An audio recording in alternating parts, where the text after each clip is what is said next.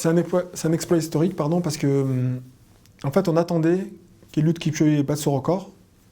Encore fallait-il que tous les éléments et tous les paramètres de la course se passent bien.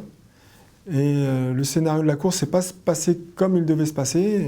Eliud Kipchoge, même si c'était le grandissime favori, dès le début de course, a eu des problèmes avec ses lièvres et s'est retrouvé esselé très rapidement. Et à 17-18 km de la ligne d'arrivée, il était tout seul.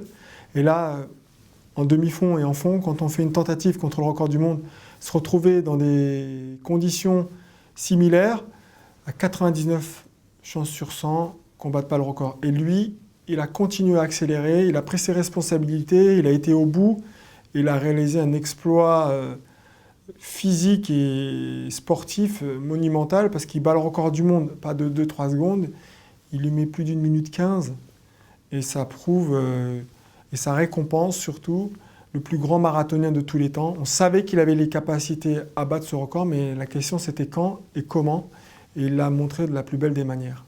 Concrètement, il ne pourra pas passer dans des conditions de course sous les 2 heures, ou alors il faudrait que les meilleurs coureurs du monde se mettent à son service. Aujourd'hui, il y a quelques coureurs de second plan de niveau mondial qui l'aident en étant lièvre.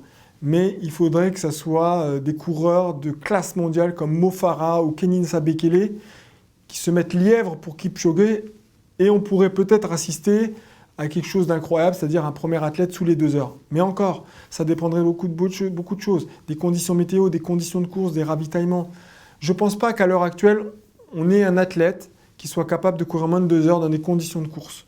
Par contre, aujourd'hui, clairement, Eliud Kipchoge a montré la voie pour qu'un athlète passe peut-être dans les années à venir en dessous de 2h01. Pour courir en moins de 2 heures, je pense qu'il faudra attendre plusieurs décennies parce que ça demandera plus d'apports technologiques, par exemple dans les chaussures, dans les ravitaillements, dans l'apport hydrique, dans l'apport aussi glucidique, dans l'alimentation de course, qu'aujourd'hui on ne maîtrise pas.